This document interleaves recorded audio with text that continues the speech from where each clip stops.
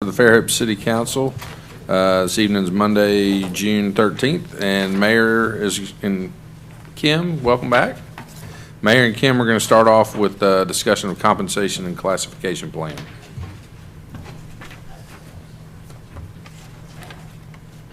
I have a lot of people here to join me. So thank you. Tonight we're talking about the compensation study, and I know you've been hearing a lot about that for the past couple years. I know the employees are probably sick of hearing about it because every time we start talking about salaries, we talk about the compensation plan. And Diane Thomas is here, and Terry Ulrich from the Personnel Board.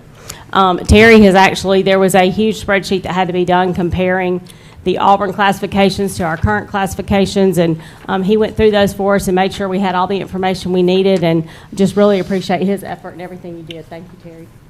And Diane Thomas, we know she's the chair of the Personnel Board and has done a great job on this study. Anytime we've reached out to ask her questions, helped her facilitate, along with Lisa, with Kim, with Corey, Gail, everybody. It's kind of really been a team effort. Lisa is really here at the home stretch, has taken on all this responsibility and done most of the work that you see in your packet.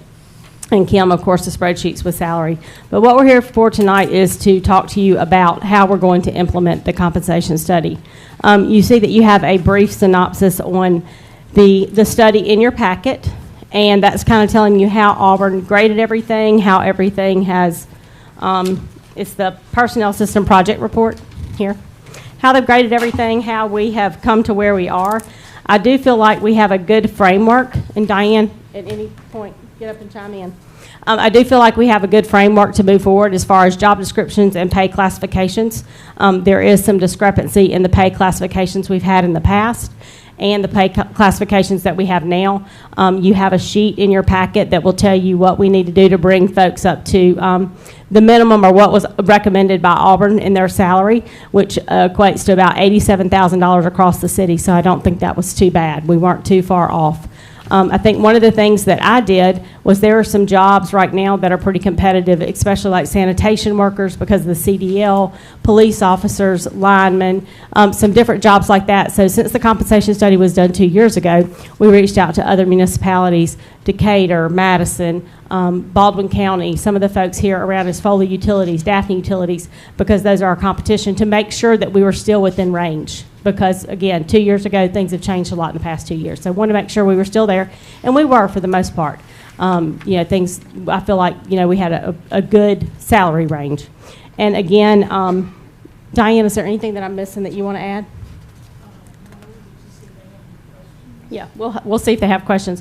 One thing I did want to mention is that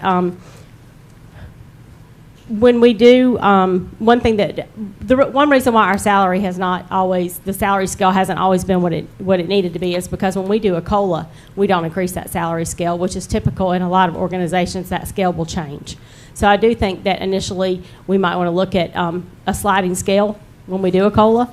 And then, maybe once every 3 years. I know there's some neighboring communities that do that once every 3 years. When you give a COLA, you make that adjustment. But it is something that we need to look at in the future to make sure we don't get back in the same position that we're in right now of paying people at a lower pay rate. I also think that we've gotten a little bit better of looking at that pay range, and if people come in with qualifications that are necessary to do the job, we don't always necessarily have to pay them at the minimum. We can look at those qualifications and make some adjustments based on that. We also budget accordingly. Obviously, we don't pay them at the top of the pay scale, or maybe not the midpoint, but we do have a little bit of leeway there to make sure we're meeting budget, but also getting the best candidate for the job. So, make sure we just don't pay the minimum.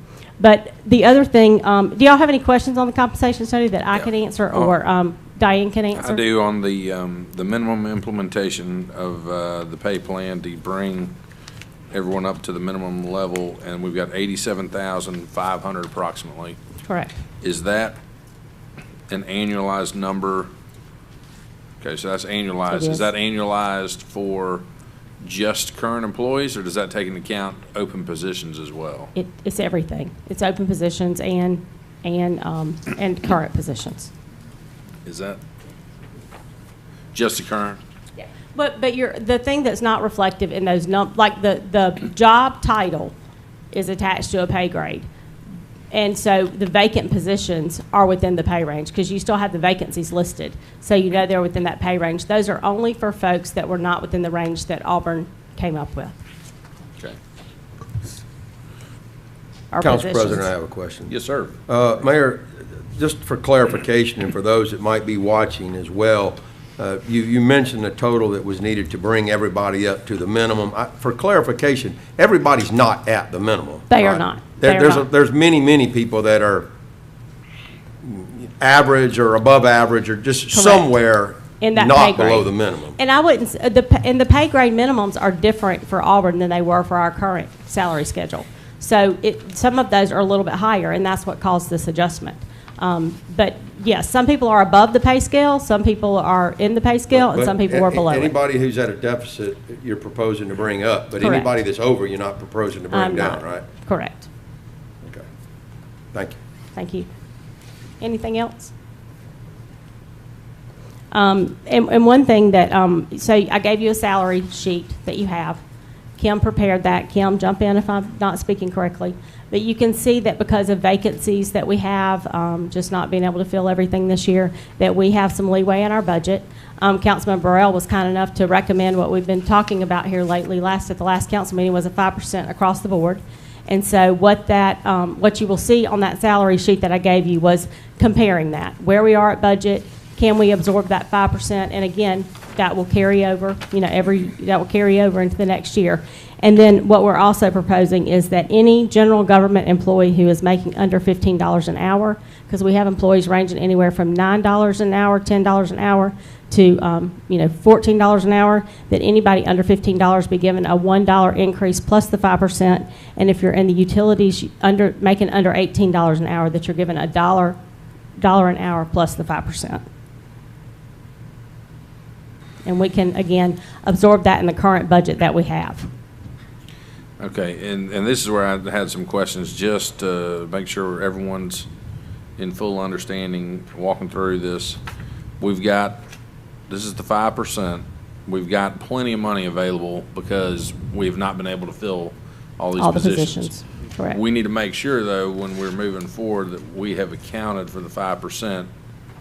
Correct. It'll be annualized, Also- and it'll be and then if any vacancies. That will be in the Right. 2022. Correct. 2022-2023 Budget. fiscal year budget, so that we. For any positions we intend to fill. That's correct. I had a conversation with the police chief last week, and, and that's one of the largest departments in as far as personnel and pay in the city. And not to say we ever want to slight them on equipment, because they certainly need to be outfitted, properly and professionally. But, if there's ever a time to try to catch up and make up for pay, I think this is the year to do it. For many reasons, for employee retention, for employee morale, and also just because the cost of living is going up so much, as we read about and see in the news. But to that end, it's also maybe the year, if we have to balance the budget, it's the year to say, look, you've been getting all these new shiny vehicles and all this new this and that. This is the year, if you want to put yourself ahead of what you're asking for materially, then this would be the year to do it, for at 1 year, to let our income catch up to this salary increases for a year. That'd be something to be mindful of, at least. And Jimmy, you and I spoke last night at length, and we were talking about basing portions of our income projections. Property tax, we always get a really good indication of that, and I think we only budget 90%, 97% of what we expect to receive. That's pretty accurate. And some other numbers as far as the income side goes that are pretty accurate, but we need to be conservative on things such as sales tax. We can't go out and say we predict a 10% increase in sales tax this year. Right. Things like that. We need to maybe base it on this current year. And level funding Yeah. from that perspective. And not level funding, and not something. Now, I just want to put that out there for the rest of the council, because Jimmy and I did speak about that last night. And put that out there for you, Mayor. Absolutely. Just trying to think forward and make sure that we don't put ourselves in a position the following year or subsequent years that puts us in a deficit. And we're starting those budget discussions right now, and I think Kim's usually pretty conservative with that number. It's usually what the actuals from last year plus a small percentage, or it's just actuals? So, not preliminary, that I started working on last week, is taking sales tax, that was really, to me, it's 2 years ago, and adding 6%. And that, to me, that's like a growth of 3% per year, but our growth has been much more than, that's the conservative start with. You know, I'm taking 21's sales tax number, add 6% to make 23's number. Okay. I think that's one of those things, to that point, we'd like to see where the numbers Yeah. land, because Yeah. I think that we're gonna see a pullback on some expenses. And we had some years where people had just a unprecedented amount of cash being distributed via stimulus, and so, I mean, who knows? There are more people moving here every day, and they will spend money, but I think we're in for an interesting 18 to 24 months. Yeah. No doubt about it. Okay. So- I think a 0% is a very conservative increase. Yeah. Council President. Yes, sir. If I can ask a question. Absolutely. So, Mayor, I was on this Auburn study. Are we considering changing our pay grade to what they have here from 26 to 16? So, what do you mean? Well, they only have 16 grades here, I believe, if I'm And seeing this that's correct. all we will have. That's what That's they what- recommend. That's what I'm asking. So, right now, don't we have We have 26? we have 31 31. right now. All right, so I was a little Actually, bit off. Okay. yeah, but- 31. So we are will only changing have that. 16. So we're going to follow. Okay, that's my question. And we did look at a step, the step increases. We felt that the minimum and the maximum works better for us, and I think that Personnel Board would agree with that.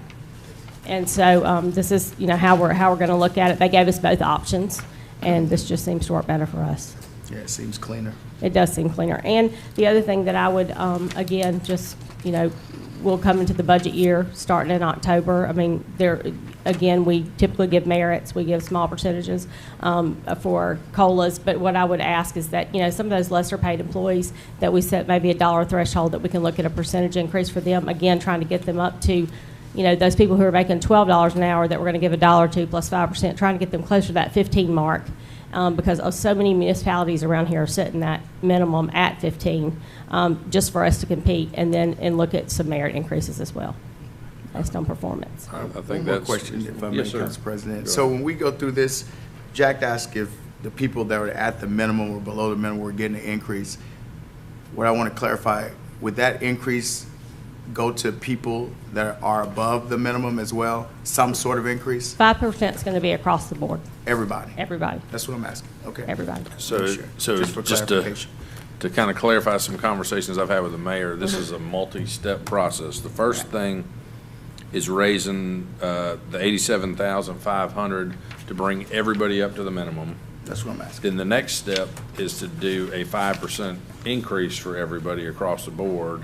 And then, and to do this here in the next.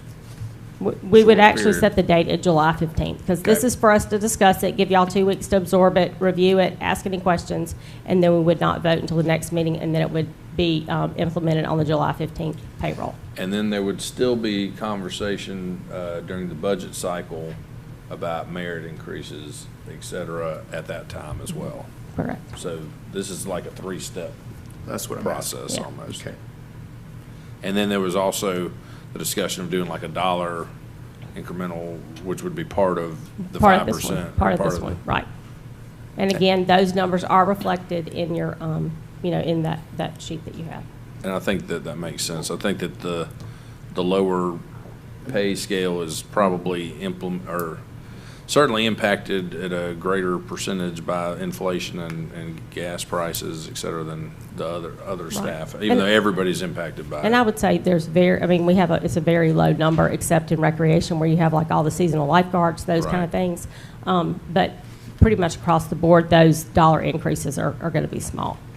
One more question, Yes, Council. sir. Yeah, so when we give these, the monies that we're talking about providing to our people, is this still gonna be enough monies to hire enough people on that we need? Or where are we in that essence as far as our staffing? Yeah, concerned and with the you'll see vacancies? on the one sheet that you have, it tells you, I think, how many vacancies we have in each department. Yeah. I'm going to my. So let me find would they mine. just come in on this particular pay scale? They would come in on the new pay scale. That's what I'm They will asking. come in on the new pay scale. Okay. And again, like police, they're one of our larger departments. They have 11 vacancies, but some of those are part-time dispatchers, part-time corrections officers. The same thing with recreation, the marina. That's going to be a lot of your seasonal lifeguards, those kind of things that we're trying to staff up, or your part-time people, fitness instructors that work in the rec center. So again, all these numbers are not FTE. They're not full-time employees. But you're still probably looking at 35 to 40 Correct. FTEs. You are, yeah. Okay, and I just want to make sure we got that built into the budget We will. We'll have that built in. for those costs. How about down on this side of the stage? Any questions? Okay. Councilman Burrell, Councilman Martin, any other thoughts on this? Well, I do want to make one clarification that the 5% that could be implemented in mid-July, we're anticipating discussing merit raises as well during the budget time. Correct. But not another 2 or 3%. We may for of the the lesser, five. we may for the lesser paid employees. After we do the dollar plus 5%, Because we're still going to have we're going to people, do that in July, and then we're going to do it again in September. we're still going to have people making $13 an hour. I mean, and those are the people that I'm talking about that are making, you know, I mean, that's why we said it's a 3-step process to get them, you know, to a level where we feel like we can retain them, and it's more the entry-level positions that we're having a hard time filling. Well, why wouldn't we just knock it all out in the first time and be caught up then? We can, if that's what you want to do. If we got to retain employees, there's no time like the present to try to retain them. I would rather not go through the debate of, you know, additional percentages in the budget, other than merit increases. We Sure, should apportion a certain amount for merit raises. But if we're talking about the lower paid employees, and these hourly rates, we need to get that up. And what I was I going. think we should do what we need to do to keep them now. What I was going to propose is anybody making below a certain dollar amount would get 2 to 3%. I would like to see you bring that to us, Okay, is what I would okay. like. I can go I don't know ahead. about you, council, but I don't think the additional, another maybe 80,000 is worth the risk of having to hire more employees than you think you're going to have to hire, and then having to train them. It Okay. probably cost us that in training. So address what we can from 5% Okay. plus cost of Then living we'll- Yeah, now. we're just pushing that up. Push the merit, Okay. Put the but whole still number push in the there? merit Okay. off until I'll go. later. I'll go ahead and look at that across the board and give y'all. I'll Yeah. send y'all at that by email. Do you have so can time to it. do that between now and 2 weeks, trying to we get it? can. Well, and then, Okay. and Yeah. if that's not until the second week in July, I Yeah. think that as long as the employees know that's coming, I think that that's a vote of confidence in them that would hopefully keep Okay. them happy. If it takes us an extra 2 weeks, it Okay. takes it. We can do that. And one other I was point. trying not to stress y'all out all at one time, but I'm I happy to would do have that. one ticket. That's what I was at, yeah. One other point of clarification, if you are currently at the ceiling of the pay scale, this also Bumps you up. increases That's correct. that Yeah, threshold. the way this pay scale is, to be honest, the lower end, the bottom of the pay ranges were a little bit lower than our current ones, but the top end was much higher than our current ones. So those people who've been at the top of their pay scale for a number of years, that number moved. Gotcha. So they're not going to have to worry about that anymore. All right. Thank you. Yeah. Any other questions for the mayor, Kim, or It's a good discussion. Thank you. comments? Yeah, it's been a real team effort, and again, the personnel board has been invaluable. Lisa, Kim, Corey, Gail, they have all. It's really been a team effort because I took office with this still in play, and to get this done and across the finish line has been a big task. Yeah, it does seem like we started that Auburn study a while ago. A while back, yeah, long time ago. I would like to throw a shout out to the personnel board again for doing such a fine job, because I got to admit, I'm a liaison for the personnel board. I go in and I listen to the Auburn study for, I think, going on 2 years. Auburn 3 State, years. Auburn State, yeah. 3. And the point being, they stayed with it. They never gave up. They worked on it. It was a good idea. It's a good process to get the city involved in it. tip with all the employees, and I just got to tell you, they did a fine, They upstanding, did.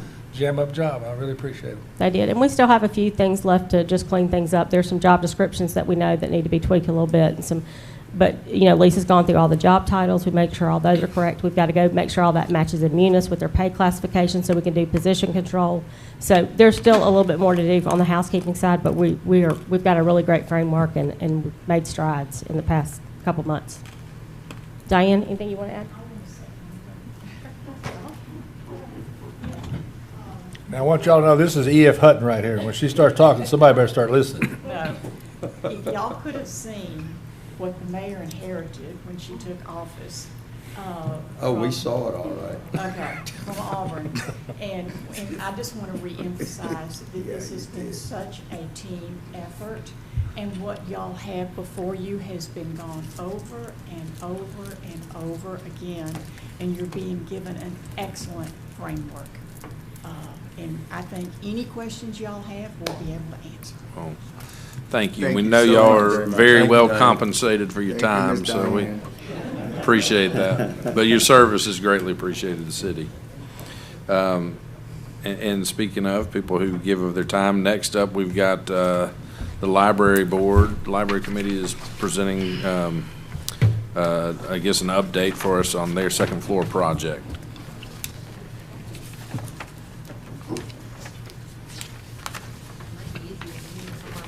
Here. My name is Ann Brooks. I'm Yep. with Mont McDonald. We're the engineering architecture firm that handled the renovation of the second floor. As you all are familiar with the project, the lease space that was held by Coastal Alabama was released and given back. And Ms. Dean had her hands on that extra square footage, and we had to do something productive with it. I know you've been looking at the numbers. You've already seen where the spaces were going. We're going to increase the makerspace room and do team program service meeting spaces. And just to go over a little how the building affects the budget that they're asking for. The spaces were obviously already completely usable, finished out for Coastal. So there was very little change in some of the spaces. So the impact to the architecture of the building is we took the existing space and there were only a few walls that we were knocking out. So we put some storefront glass in to open up the spaces and just basically finishes. The mechanical system for the spaces were already in place. So just because we're moving around the walls, we're adding one unisex bathroom. The MEP did not have to change drastically. We're just moving some ductworks and the framework, building some soffits and storefront glass. Those are all pretty standard. Where we're going to have to spend more of the budget is in the infrastructure of the electrical system, because we were adding these spaces, putting a huge draw on equipment, adding more computers in the team space, laser printers, 3D printers, and the maker space. So the existing panel for the building, we were out of circuits. So we had to add another panel. So that was where a lot of the construction money is for the infrastructure, the electrical. And also, unfortunately, because of the two main things we're doing to the building is storefront glass. Steel and glass are the two things that have not done anything but increase. Wood has started to come back down, so our framing and our dripboard might be reasonably priced, but our steel and our glass are still high. So those are the two main things we're doing. Electrical, which is extremely high priced now because of the raw rare earth minerals we use in the circuits and the wire and everything. So the impact 2 years ago would have been fairly minimal to the second floor, but because of construction costs now, the things that we're doing physically minimally, physically larger, just because of the type of construction it is. So that's where the numbers that Ms. Dean is going to present to you, where they're coming from. But I think the impact to the services of the library are going to be invaluable of increasing what's going to happen in the building unfortunately, we can't make it cost any less by value engineering some of the ideas out, because we're pretty much at basic construction, it's just construction costs. We're pushing the numbers up. If you have any questions, since I know you're familiar with the plan. And Tamara, are you gonna present the actual numbers or in a second? Okay, if you don't mind, maybe just come on up and we can do that, because that'll probably start some conversation. Yeah, so we initially had given a price from Matt McDonald's firm of about $865,000. And so when we got down to really seriously looking at fundraising, we talked to Ann, and she suggested a 20% increase. And that put us at $1,010,000. So that's what we're looking towards. We already have about $200,000 between money the library has. The foundation is committed to 50. The Friends are committed to 50. We've approached the single tax. We asked them for 500, but we're not going to get that. We know that. They were very interested in what the city was going to do, because I understand they really like to match what y'all do. So, and let the project kind of be collaborative in that way. So we've got those, and then we have also applied for an Impact 100 grant, which would be a total of $109,000. And in the fall, we're starting a capital campaign. So that gives you an idea of our resources and, you know, what we're going to need from you all. We're also hoping to get a $20,000 LSTA grant for technology, which we're already, we're doing one this year for technology just for the main library. And some of it will go into the upstairs, but mostly for the main library. We probably won't get 50, but that's the max we could ask for. I know we had some discussions, I believe the mayor and Councilman Burrell and I had a conversation with y'all, and we at the time had kind of put a little asterisk by maybe $250,000-ish dollars, and so assuming we were able to do that and that single tax was willing to match dollar for dollar, that would put us at $800 pending some of the grants and then the fundraising, if I'm reading that correctly. That's 200 from Mr. Final. Okay. Yeah. So that put us at about 800 plus, seeing where the Impact 100 is and where the LSTA grant is. So that would leave a couple $100,000 approximately to raise in fundraising. And the library, any thoughts as to whether you would do that through a series of fundraising events or just a capital campaign to a few large donors, or how y'all would close that shortfall? Well, this is Randall from the Friends organization. There would be some fundraising. We just had one in April, and we were able to raise $9,000 with that one. So that's also is already in the bank for this project. Working with the Board of Trustees and the foundation, a combination of letter writing and just advertising it, things on newspapers and social media, letting people know about this project and what we need. We'll have a display in the library lobby, explaining it and helping people, just hoping for the best. I'd like to know if the single tax corporation will give us more than $250. Would the city match that? I think we could certainly examine it. I know, again, we were having a conversation earlier about just sort of the uncertainty moving forward in the next year and a half, and trying to be fairly conservative on our projections. You know, I don't know, how do y'all feel about additional monies beyond? I'm worried to Beyond commit more than 250. I mean, we give 250 plus $1 million roughly to the library now, right, for operations.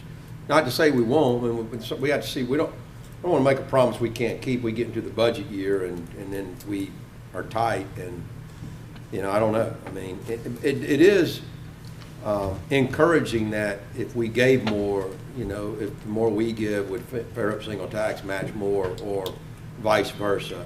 I don't know that we would base it on what they give, but if they, just me personally speaking, but if they base what they give based on what we give, that may be more enticing. I thought there were projects that y'all do that frequently with them, that you match each other's. Yeah, we definitely do that. We do. Sometimes I mean, I don't know what that number would be, you know, for them. I can't speak as to how much they're willing to give. But it's not, it's maybe not the only project that we're partnering with them on either. I mean, there's, you know, as you know, you are a big part of the community, but there's 1,000 other moving components too, so. Yeah, I mean, just to remember, we have around 130,000 during a COVID year that came into the library. And so we serve an enormous amount of people in this community. So that was during a COVID year. We appreciate every bit of that. Yeah, and Tamara can definitely provide a lot of, they measure a lot of different stats on what kind of services are provided, who's using the library, in what capacity, and she tracks that all of that on a monthly basis. So it is very impressive what all. I think, you know, Jimmy, looking at that the 800,000 that you added up, based on 250 from the city and 250 from single tax, and then if you were to get the impact 100, that puts it at 900. And I believe, how much did you say you raised? 90,000? Nine. Oh, 9, okay. I was hoping I misheard that, but I didn't. 6. Yes, 6. No, with impact, it would be With 909. 909. The Yeah. library How already much has is impact? 100,000 that they've been able to set aside. Oh, I thought you said 200 for the I thought you said, library, yeah. 50 Right. for Friends, and They- 50 they for have that. Foundation. That's including The the Friends foundation and and Foundation. Foundation. Oh, okay. 109, That was- 609, 250, 500. 200, and then 109 for So 809. Okay, I had 200 from the That's library. what I'd have had. No, Put a big asterisk by that. Okay. 100, because and then 20,000 on the. that's a tough one. yeah. So they're missing. Well, 200. just please keep in mind that this property, these rooms were given to the library 3 years ago, and we have not been able to do anything with it yet. So, I mean, you know, we're getting a little anxious. Some dust gathering in those rooms, and we'd really like to be able to use them and get this done, so. Any other questions? Any questions, Councilman? No, it looks great. I think the Any questions? Do we get to pick the circulation. carpet out there or what? I mean, Oh. That's already- That's all Ann's doing, so. That's enough. But these, I think what we looked at from last year during a COVID year was the circulation from the Youth Services Department of books was just, of materials, was just under 60,000. So you see, we are reaching the youth, and that's who this is mostly all about. So just to encourage you in that way. so I saw the chocolate and champagne fundraiser for 2023 just went out. We're hoping. Yeah. So, We have to get bodies that will volunteer I've seen to it. help. right, Yes, okay. sir. And that was, what was the date on that And the again? 2 libraries. February the 4th. February, okay. It was early 2022. Did y'all have any other questions? Because we love to answer questions. I guess in an ideal world, what's the timing y'all would be hoping to start the next step? We really have that until March. Right. Can't do anything till then. So we're hoping for next spring, you know, to really have it. I mean, there's When would always you a kick off possibility the numbers capital could campaign? change. We've been discussing with the Board of Trustees, October, Okay. trying to find a time when people are around and things have settled down for the beginning of the school year. Jimmy, can Yes, ma'am. Dan? Sure. Stankowski Yeah, say Dan, something? please. He's on our board. Yeah, Dan Stankowski. I haven't been to a meeting. Do we still do the address and all that stuff? I'm on the Board of Trustees, and I was on the council when the contract and library was built. And I just want to invite everyone in the room to go over to the library, just walk around, look around. And the most heartening thing is to see the young kids over there. We're talking about little toddlers and the teenagers. And the library really, really is one of the gems of the city. And as a member of the Board of Trustees, I thank the council for the support. Thank you. Yes, sir. Thank you very much. All right, any last questions? No? It may be a little out of place. I want to make one comment. Sure. I'm going to pledge a minimum of $500 to the capital campaign. All right. And I'm going to challenge everybody on the council to do the same. That's my boy. That's my boy. There you go. It's not a campaign year. Rich guy. Oh, it doesn't count. In case anybody's wondering. We'll remember. We have really good memories. You come asking, and you'll have it. Well, thank you for that, and thank you all very much for your presentation. Let's see, next item up, Bobby, this is going to be on proposal for reduction in rates and fees for Quail Creek Golf Course. And of course, we're aware of the greens resurfacing project going on out there. Yes, just take a few minutes. Thank you, council. Appreciate your time. First of all, I'd like to say that the positive arrow that you just sent through the city concerning the compensation study is very well received, and I think the big word that came out was, getting the loyalty of the employees in the city. That was very, very positive, and I think you'll see a great morale boost because of what you talked about tonight, and I thank you personally for that. Our junior clinic's underway at the golf course, going very well, and we also have a kids' summer camp with the rec department. It'll be in July that introduces some children to golf they've never had before, so that's underway. The bid opening on the resurfacing of the greens will be this Friday, and we'll meet with Aaron and have the bid opening and see what contractors come up for the resurfacing. I'd like you to note that Tom has done such a fantastic job since he's been there that he's reduced the number of greens from 9 to 7. That includes the putting green. So only 6 holes on the golf course. So he's reduced that with the grow-in and the turf quality that he's been able to perform. Our positive outlook is in September to be back fully operational with all 18 greens. And right now we're getting so much positive feedback just from his appearance being out there for the last 3 months. The fairways are very well groomed. I think if you all came out there now, you'd be very, very impressed. But we still have the temporary greens. I've been confronted by many patrons that come out there about our pricing during this downtime. We have lost revenue. We had a good increase. I'm sure Kim could back me up on that during the spring, but as the greens got worse, and now today our men's bullpen on Saturday has dropped significantly. Our senior play in the mornings with the Nick Center and the Wednesday seniors has been fairly stable, but I still get a lot of people that have come up and asked, can you reduce the fees? We're paying for these temporary greens. So I said I would speak to the council on their behalf and bring up this proposal. I would like to reduce the rate on the morning rate is significantly higher, and just use our afternoon rate for in the morning. Instead of charging the full rate, we lose customers to Lake Forest. We lose them, many of them, to Glen Lakes and Foley. I see that they're going to be able to come back. Everything is positive. We'll see a growth when we reopen all the greens.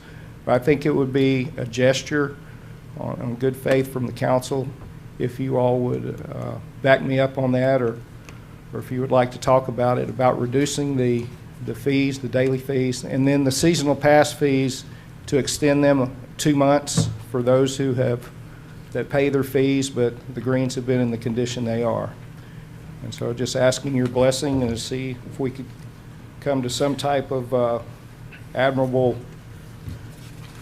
reduction so that we would attract people to still come. I think the outlook is very, very positive. And then when we reopen, to go back to our normal rack rate and our normal fees. So we're $26 on the morning for 18 and 18 for the afternoon. So you're just wanting to drop the morning rate to match the afternoon, which is 18 and 12. Yeah, I think it would just be a nice break to those who play in the morning. Our rounds of golf that are so important to us on Fridays and Saturdays, especially the weekend. The morning times are the most needed times or the most wanted times because it's cooler in the morning, and we're charging them a full rate to play, a reduced golf course, not to extend it past the time that we reopen the greens. And my prediction would be, as the bid is open and then 2 weeks for them to mobilize and get in here and start the work, we have to fumigate those greens. And so there's going to be more downtime. We were hoping by the end of August, but to be quite honest, I think it'll be the end of September before we could reopen those greens. And that's... Yeah, I mean, I certainly don't know that you can charge the standard rate right now if you're not. Well, we are, and a lot of Having- people they just go to other places.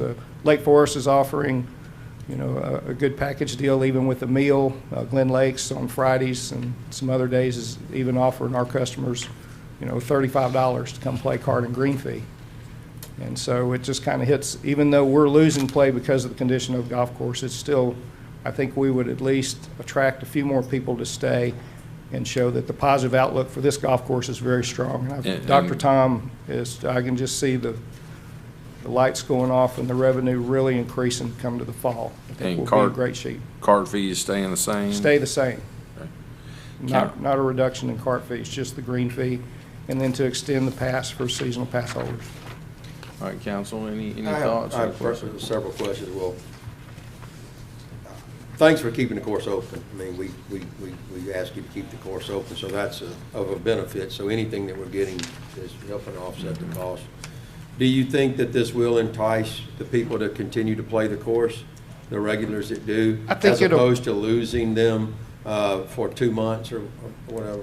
Yeah, I think it definitely would. Some of them are just not going to pay that full fee, almost, the $46 when they're getting a much better rate in the morning at other places. At least they don't entice them to stay and play.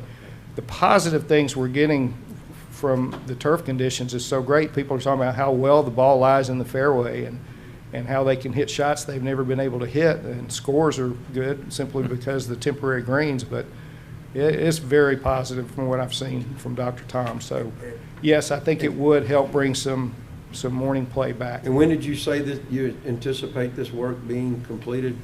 Well, the work won't take that long, but to grow in with the grass, because we're getting kind of a late start on growing grass, and Pat White can tell you that this is the time to be growing right now with the heat. So each day that goes by with the bid being out and not being able to get this crew mobilized to do the greens, it's just going to extend it out a little bit longer. Can I get an answer? I mean, can you give me an answer? September. Okay. All right. So What do y'all think?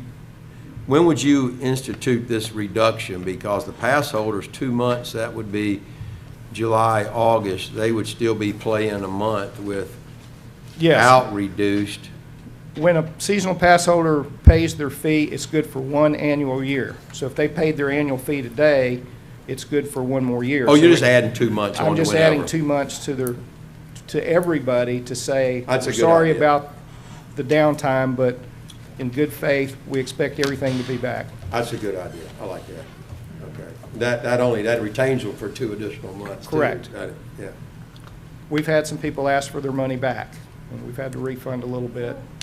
But if you extend it, I think it's a good, and I'm asking for 2 months. If you'd like to make it 3 or 1, that's. No, I don't want to make it 3. Okay.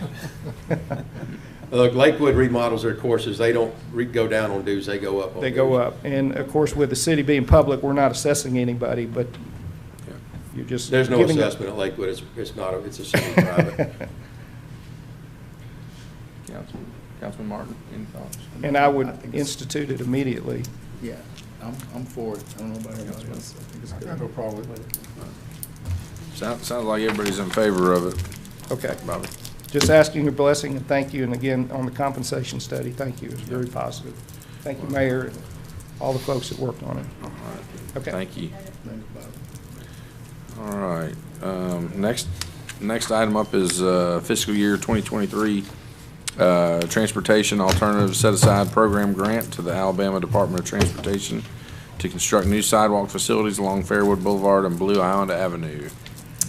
Yes, ma'am. Richard, right? Yeah, Isn't this the pretending to be project? Richard at least. So this grant application is one we've done previously. We've submitted this twice. This would be the third time that we submit for this particular project. Again, it is to construct new sidewalk facilities on Fairwood and Blue Island. Since the last time we submitted for this, the TAP grant maximum has gone from $800,000 to $1 million. So our project cost would be $999,092. That's the total of the project. The grant would pay 80% of that, which is $799,273. And then the city obviously would be responsible for 20%, which is $199,819. Really important to note that 100% of the engineering for this project is our responsibility. That PE is estimated at $83,000. And obviously, if bids open higher than these estimated numbers come in, we are responsible as the city for any overages that come in. And then Richard has put a placeholder in the 2023 budget of $300,000, which if awarded, that would match, would pay for the engineering plus the matching contingency. Okay, and this is a project we've submitted twice? We have submitted Not- it twice. Not one, so, I think we've submitted it twice, because this is third time's a charm or Right. 3 strikes and you're out, whichever way you want to look at it. okay. It's a pretty cut and dried project. And this is Fairwood, Blue Island, and in addition, I do have a resolution here, council, but we are not under, We're not under the the gun on timeline this. that There, we you've got thought the we were. resolution language, so you can use it so we to could use it. ponder and consider. But We we'd could, like we to could move wait till forward. next council meeting and still have time. Mm-hmm. Or if y'all wanted, we could walk it on. Together and just the resolution of that to be done. Okay. Any comments on this? Any thoughts, objections? I mean, I feel like we've already submitted it twice. It's obviously something we would like to, I mean, it have would be done. lovely to be able so- to add that to the city. It would help with our connectivity significantly, Yeah. I but think it's a great location for sidewalks in the city. Yeah, we just. Very well, a lot of pedestrians there. If you're gonna start somewhere with that, a big sidewalk project, that's a good spot to do it. Yep. I think- if awarded, we're expected to get, hopefully, we would get that around October. There would be 2 years from notice of award to construction. So there's clearly a lot of work in there, but just be aware of that time restraint. Okay. Is, I think that's, submit it and cross our fingers that we get Great. approved this go around. Well, with your permission, we'll move that forward to the next council agenda. Yeah. What happens if we move forward with something like this and we get lucky enough that the cost of construction actually goes down significantly? Because concrete's at an all-time high. Whatever we're Sure, getting cost I on mean- right now is as little as we'll ever get as far as linear feet. I'd say the cost amount would be modified, obviously, Would it do based on that, or that. could we add to, could we add? I don't think you Linear? change the scope of the grant. I think you would just have to, the cost would just be, you can't change the scope of the grant, like, couldn't add sidewalks. Couldn't just keep going. No. Yeah. Because I had that question, because there's still a gap on 13. There was, the grant that we had on 13 would allow us to, we did have some extra, it would allow us to go that far, so there's a gap there. Can we, when we write the contract with whomever constructs the sidewalks, that we have some provision in there that if the cost of concrete goes down, we can adjust that price? Because like the lumber, like the engineer referred to earlier, the lumber has gone down significantly. Steel and glass hasn't, but steel always follows lumber, and concrete. I don't hopefully honestly, will go down I don't want one to day. speak to Maybe that not. because I It may don't. not. Yeah, I don't really know the technicality of that, so I would hate to. But the other thing is, yeah, the other thing is I think that the cost is gonna be what the cost is gonna be, like, once it's bid. Well, that's what I'm saying. In the bid, we need to say, if that price fluctuates and all of a sudden concrete's half of what it was when they bid it, we ought to get at least some benefit of that. Yeah, but don't get hung up on that cost, because that's just an estimate. It's not the firm price. We won't know that until we bid it. Now, when they bid it, and it needs to be in the bid documents, though. We just want to put that on everybody's radar, because I'm telling you, these costs of construction are getting absurd. And I can give you a recent example of that. Any All other right. questions about this specific item? No, thank you Thank very you. much. All right, item number 5, and thank y'all for keeping things moving along tonight. We had kind of a long work session agenda. Item number 5 is a discussion of additional funding for projects. Mayor, I believe this was you. I'm going to rely on Kim a little bit too, because when we presented the financials and at the 6-month review, we have some surplus cash in the general fund, and that we have several projects, as y'all point out every meeting, that when we do these, some of the small $10,000 things, that this isn't budgeted and we're doing it. So we have some pretty big projects. One of them actually is on the council agenda tonight. It is to partner with the county to do Blueberry Lane, which is to take that over for maintenance, but to also work with the county to pave that for $110,000. We also have some ballpark lights that need to be installed on those 4 fields that are going in on Belinda. We had hoped that that possibly we could do that in-house. The equipment that we have to buy, as busy as we are, we're not going to have time to do that. We need to bid the labor on that. The money for the lights is already budgeted, already done, just not the labor to install. There's a few other things that I have on there. I did not, I'm happy to go through these. I think y'all have that list. Some of the things that are on it I don't want to present and have people get upset with me if it's not their pet projects. But, one thing that we talked about the police training simulator. That comes in right at $70,000. It was something that was not in the budget this year, but certainly something the police department can use. They're applying for a grant for that we would see if we would get the award in September. If we don't get the award, we'd like to go ahead and buy that. I think all of you took part in that some of that training. That's one thing. Pickleball courts, we've talked about that at Quail Creek, and a land purchase out there and do a swap. We've talked about that. We've talked about the golf course, which is obviously the renovation of the greens that's not budgeted. So there's a whole laundry list of things there. The brick at Belinda, I think, and the list that y'all have, that brick at Belinda, that's a little low, so I'm going to need to go back and revisit that, because there's some other things that will go, the concrete and everything that goes in that, so that's a little bit of a lowball bid or lowball price. The other things, projects that are coming up that we're waiting on bids on are on the alley project. The Founders Track is out for engineering. The Triangle RFQs were just graded. And then obviously the Clock Corner, which we have $75,000 budgeted for, but depending on what happens there and cost increases, we could need a little bit more there. So these are all just some projects that I want to throw out. If we have some extra money that I'd like to see us be able to move forward on this year. They're quick. They're things that we can do pretty quickly, and things that I think that we need to check off the list and move forward. Getting these things done. So this is about 900,000 roughly in projects. 992. And council, and the Clock Corners, that's already, 75 of that's already budgeted. Right. So I would say, just from conversations I've had with the mayor, we really need to get a few things checked off the list, in my opinion. I mean, there's a lot of projects out there. There's a lot of projects pending that need to be addressed in the near future, and it would be great to knock 5 or 10 of them off. It would. And again, I mean, I obviously can't take credit for this, because y'all have been fiscally responsible the past couple years, 2, 3, 4 years, and the fruits of your labor are showing. And, a credit to Kim and her department and everything that y'all have done to, again, be frugal and put money in the bank. And if we can take some of that money and get these projects done, they're visual, but they're good things for the city. And I think that it's something that y'all will be proud of, projects that you'll be proud of, things that you want to do that will be impactful to the city. And I had a question about the ballparks, for example. Mm-hmm. What's the estimated time of completion on that? The ballparks, Pat and I talked about that today. We should get started. We talked about parking, but they probably will not be ready to play on until the spring.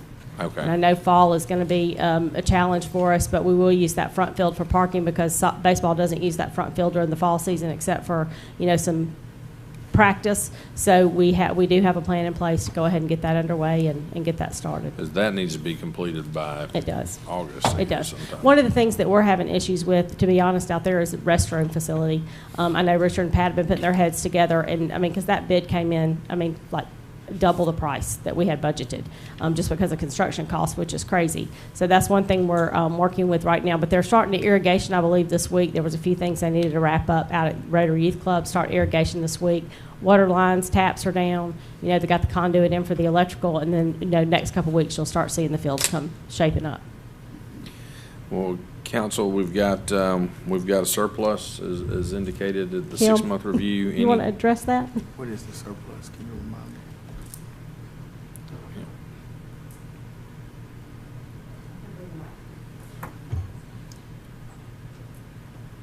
So the surplus is from last year.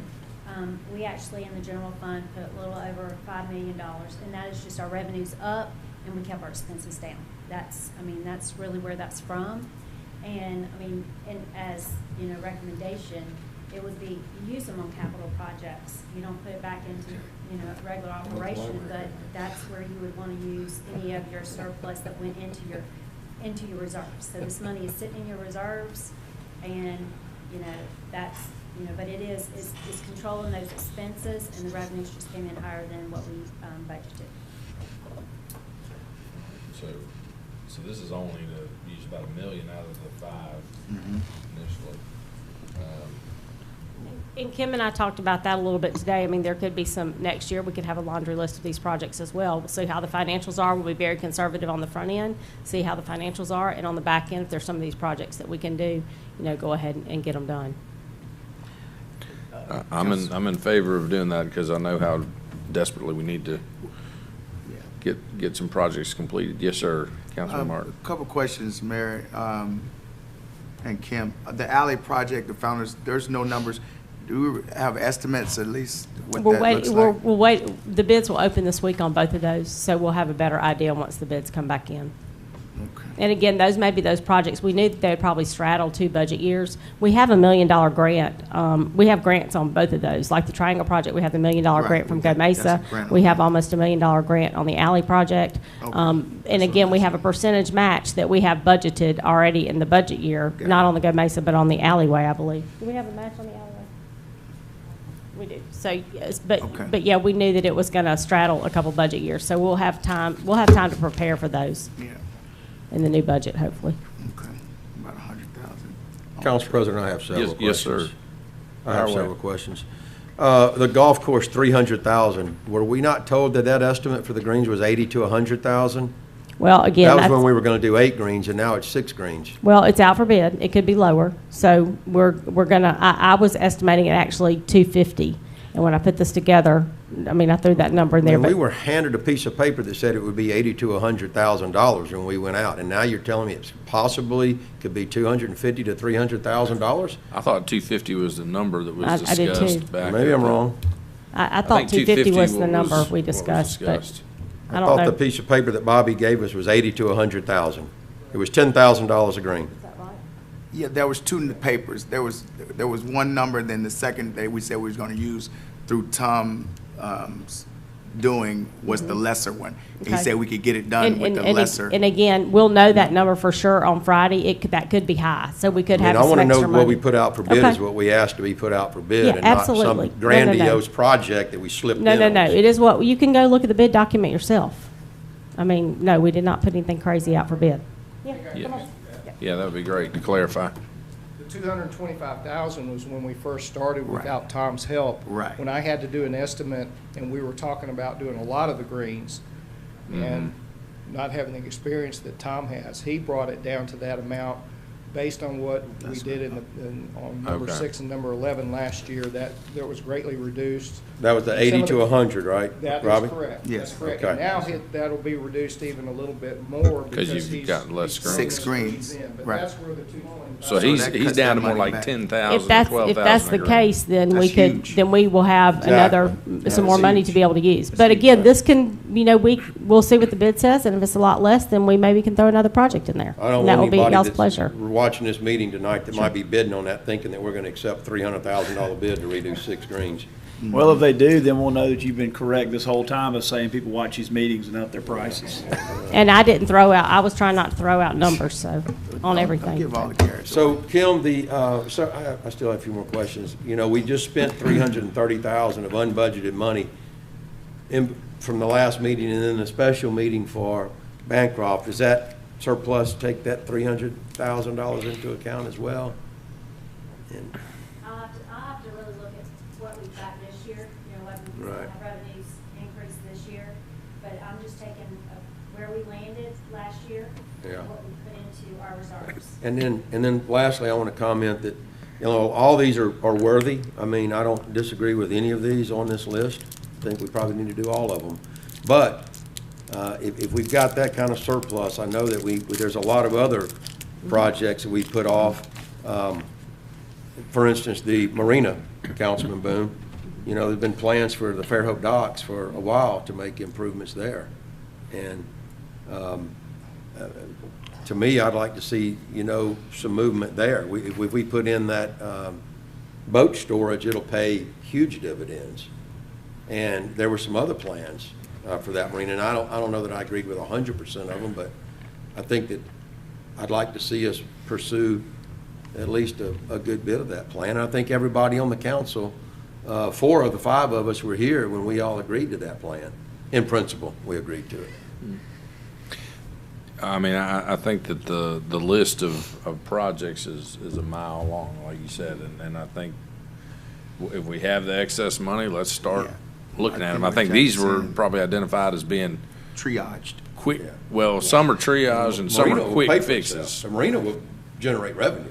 These are just some things that were quick things that we know that we need, and again, things that y'all have talked about, that the council has talked about, that we've talked about, you know, internally, and again, things that, you know, I think are gonna be impactful to our community. Well, but I do think we should be looking at the marina as well. I mean, I know right now you're talking about this list here of things that are relatively quick projects. I know the marina would be a revenue generator, but it's probably a little more time consuming than at least the first list of projects here. I mean, you could probably. Maybe not some of the bigger ones at the bottom. Yeah, and Well, what what we we're can. talking about, I You know, just, No, Yeah, I think- and we I can think come that's back worth- with another list based on what our revenues are. Like I said, Kim needs to go back, she wants to look at, you know, Yeah. the other things, but go back and look, and obviously, anything that's on the list, I have a file that says money projects, and I just keep throwing stuff in there, so, And we took off. but yeah. I still It's- have 2 more questions. Yes, sir. The, Go ahead. the ball, I want to go back to the ballpark. Mm-hmm. Did you say, do you mean the 4 upper fields are not going to be completed till spring '23? That's correct. 23. Well, it doesn't seem like much is going on out there. I'd like to know a little bit more about what's taking so long, and because I'm catching Sure. that from a lot of residents, and you all are catching that from some I'm sure, residents. There's I been was some- gonna a say, lot I'm of sure Jay's complaints. catching it. And then secondly, I haven't heard an update on the track. Where do we stand on that track? That was a pretty big expense. It's on the bottom of there, it's out for engineering right now. We just met on it last week to look at the engineering, and it'll go, they're doing the working on the bid documents. Oh, sorry. I have a paper hole punched in there. I couldn't Okay, read it. yeah, they're working on bid documents now. Lisa. Our plan would be to have the track ready in the spring as well. Can you expand on what's going on with Volanta? I can, and Pat's here, he can also expand. I just think there's probably other projects that have taken precedence. We've also had to get the utilities in, which have been an issue, getting the electric in and getting, not an issue, but just getting the utilities in have been a challenge too. And then when we put the bathrooms out for bid, that bid came back so high, we kind of put those on the back burner because we knew that we probably could get them for a lesser amount. So, and again, just having the time to do it, we thought we were going to be able to do a lot in the winter, and we were So not. Public Works, are we building the fields ourselves then? Pat's crew is. Mhm. Pat, you're building them? Yes, sir. Okay. Yeah, we had to get a lot of the conduit and water and sewer in place before we could start trenching for irrigation, but it won't take us long to get the fields built. It'll, fencing and stuff like that's gonna take a while. But Hey, it seemed like last year, though, we were talking about how we had to have them this baseball season, had to have them. We knew we weren't going to have them for the spring. We had hoped we 23 might was have the them for mark, fall, but so I can remember. I don't remember that. Seemed like we approved these things forever ago. we've managed on the fields that we have. I think our biggest issue is parking. And I think everybody. And that's Yeah, why we've because got to get that done by August, and that's the one field out front that's got We to. took a lot of parking down the whole. So once I know that these new fields won't be playable by the fall, which we don't usually, I don't think we need them for the fall anyway. We typically like Mayor Sullivan said, we don't typically use that front field for games during the fall anyway. My concern and I guess my hope is that if those front fields up by the rec center are completed, or at least in the stage of completion where we know 100% they're going to be ready for the spring, that we can go ahead and start moving on tearing down that front field on the backside of the football stadium so we can begin to remedy that parking situation, because it is a disaster waiting to happen. Yeah, we use the front field for parking during football season this year. We do. Mhm. And it's actually open now for parking with the tournament we're having up there this Mhm. week. So, yeah, I agree with you, that needs to come down and get out of the way so we can use it. But it has been, Jay, it worked well. I saw it at No, graduation. I called. yeah, and the only reason I'm saying this is because parking on that field has really helped.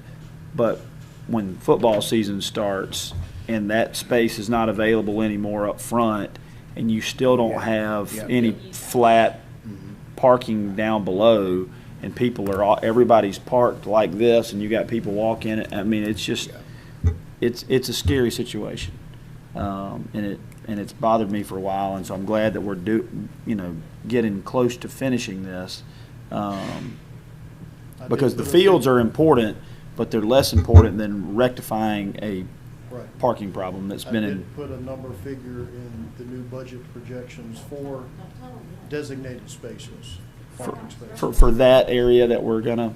Well, not only the front field, but along the back side of the home bleachers on the stadium. Got it. That's kind of wasted space in there that's underutilized. The gravel lot that's in front of the high school lot could be paved. And also, we've just got a good bit of space behind the football stadium back by reducing the overall size of the retention pond. Okay. Yeah, all that's good. All right. Thank you, Pat. Thank you. Thank you. So Yeah, back to that the number's large, so don't want him to throw that out here just yet. right. Well, back to the discussion, council. How do y'all feel in general about using some of our surplus from prior year towards these projects? I'm 100% Yeah. for it, for the people, for the kids. And then the harbor can be, we're gaining almost $200-some thousand with that number. Hopefully. With the golf course, so, I mean, we can even add the harbor in this triage of things that we have. I don't know that that's a $200,000. I'm just saying, I mean, I don't know what, I'm just If we telling you. get the storage built and the lift that we need with that, and the parking situation straightened out so that we can have some parking there, that will generate enough revenue to pay for most of the other improvements on the property. We also have the electric that needs to be done down there. And in light of hurricane season, we have been making sure all the slip holders out there have their insurance, their registration, make sure all of our information is up to date, make sure they have an evacuation plan. So, moving forward, the electric's going to be complete. We'll have an additional maybe 40 slips that we can rent, so that will be helpful. We have about, I think, 100 on a waiting list. But we're trying to reach, while we're doing everything, getting the registration and insurance and all that kind of information updated, we try to get a timeline together so we can let people know if they are waiting on a slip or an additional slip, a covered slip, what our timeline is. So we are moving forward with improvements out there. If we're waiting on our electrician to do it all, though, and we're losing revenues because, he's just too busy to get to it, and if we can find somebody to hire to do it, I think that it's well worth the investment to. And we've talked about looking at that number. We're losing 40 slips of revenue a month. Yeah, we've talked about looking at that number and seeing what it is. We just haven't gotten there yet.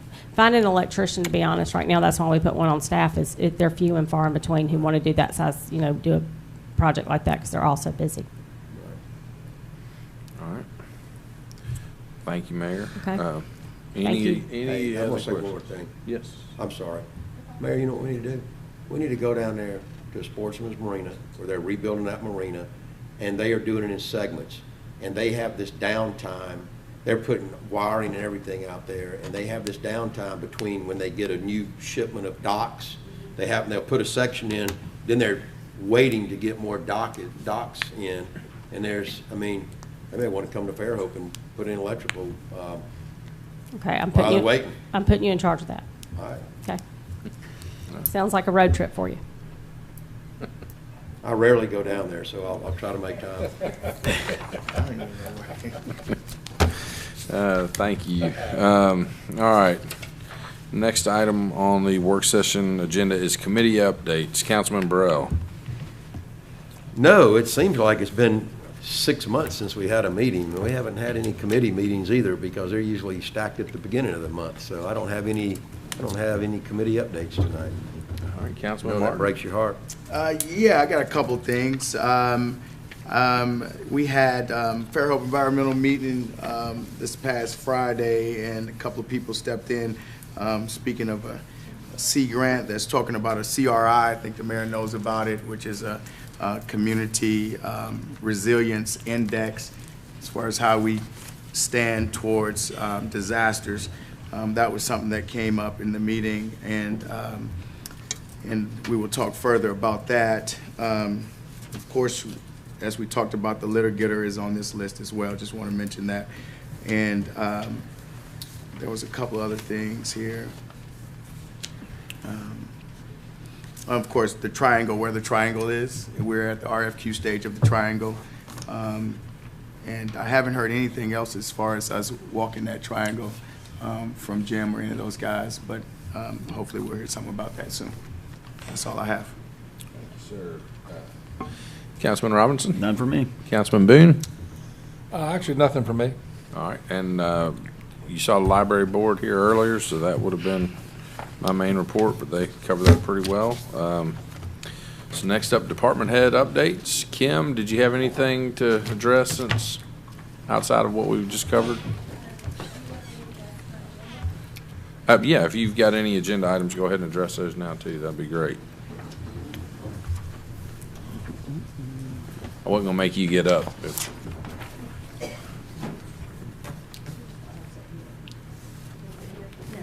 I'm good. So I have on the agenda, I just wanted to let y'all know, is Belinda Joe is retiring. Her last day is the end of this month on June 30th. So I'm in the process of filling her position.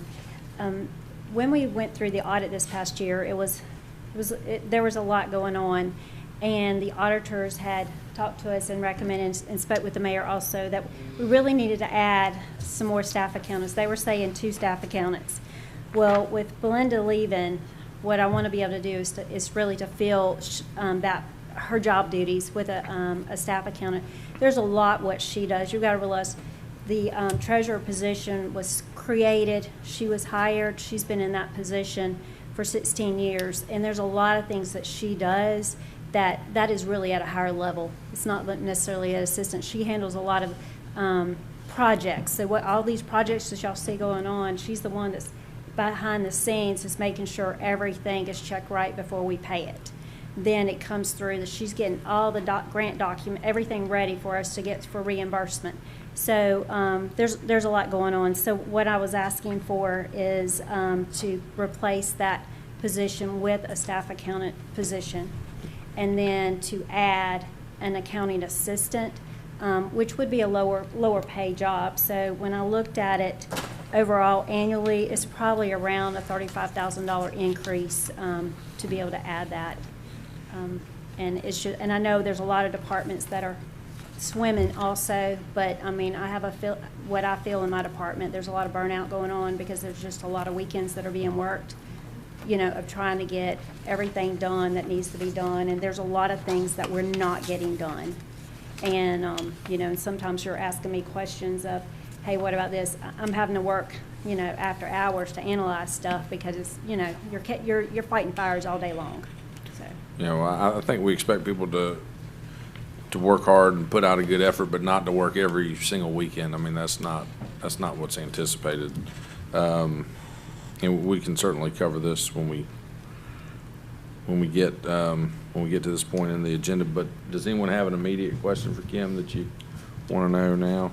I have a quick question. So on the Auburn study, I just looked at that real quick, and in the Treasury Department, it says there are 7 employees. New positions or vacancies is at 0. Is that just what we have planned? That's not what they recommended. Okay. I wanted to make sure they weren't saying that 7 is the optimal number. Okay. Okay. All right. Thank you. All right. Thank you. Personnel board did review those job applications and the pay break. Okay. Thank you, Kim. Appreciate it. We may be running a little tight. I might just switch and cover the agenda items real quick to make sure I've got all those spoken for. Let's see. The zoning ordinance, Hunter? And that's just. Yeah, all right, yeah. That's fine. Let's see. Hermitage Court, would that be Hunter as well?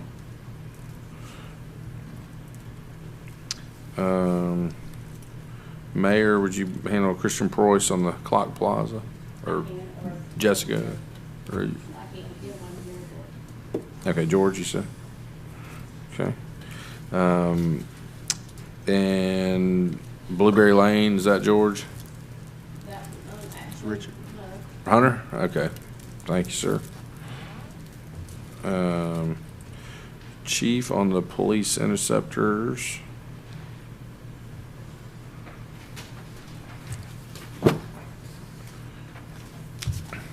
Roof repair, George, you stepping in on that one? All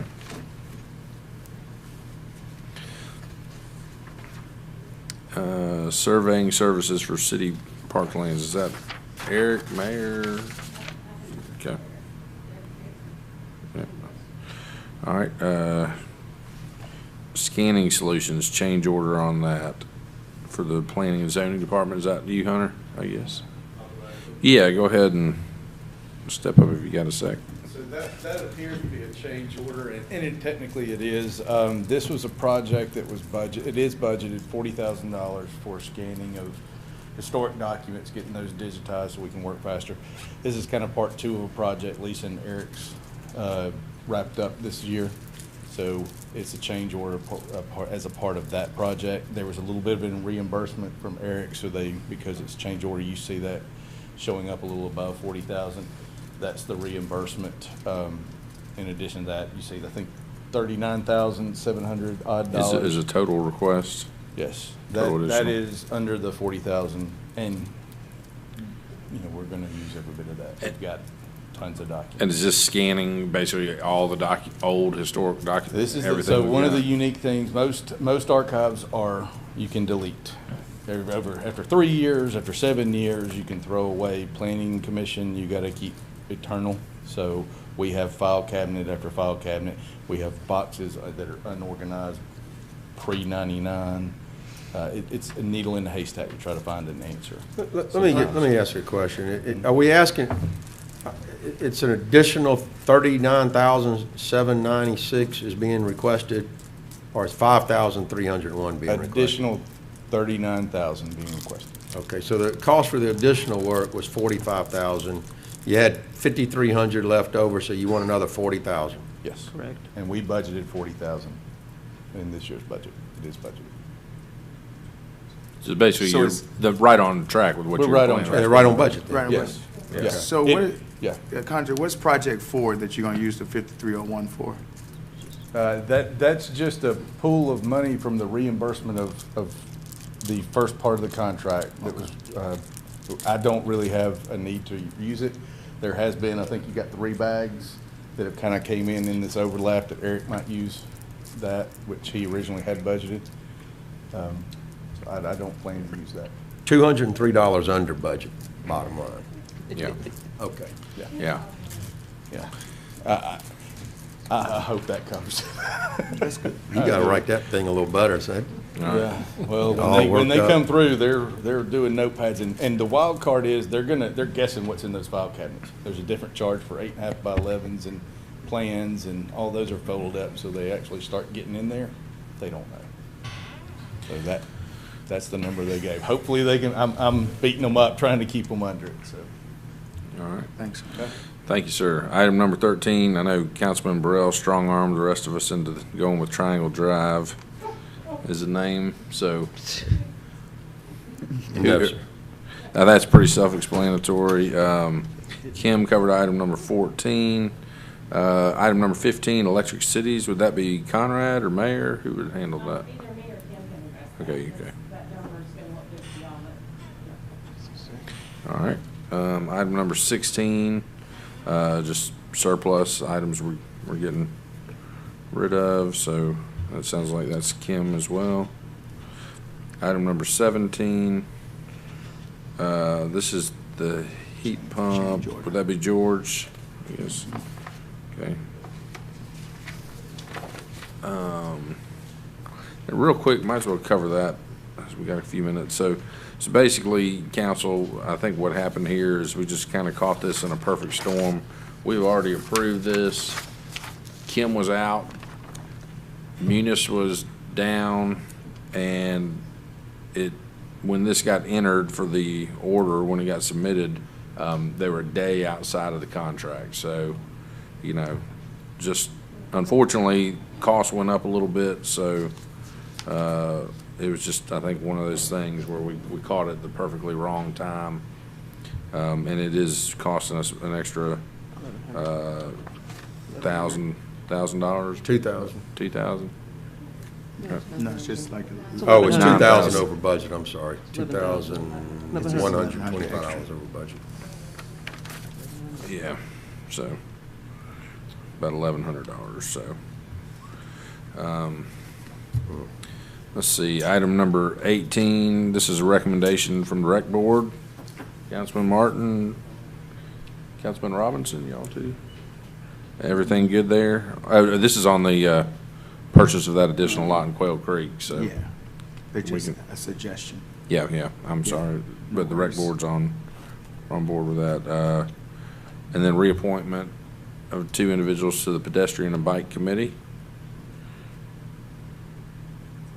And application chief for I'd like to make a Aldi, right? I'd like to make a comment on that. When Yes, the ma'am. agenda originally went out, it said it was a package store, and it was not. I called Aldi and ABC today to verify that it was a beer, wine off premises. Okay. All right, and then we will be having an executive session tonight. So those are the items. We got about a 7-minute break. We'll go ahead and break and see y'all back here at 6 o'clock.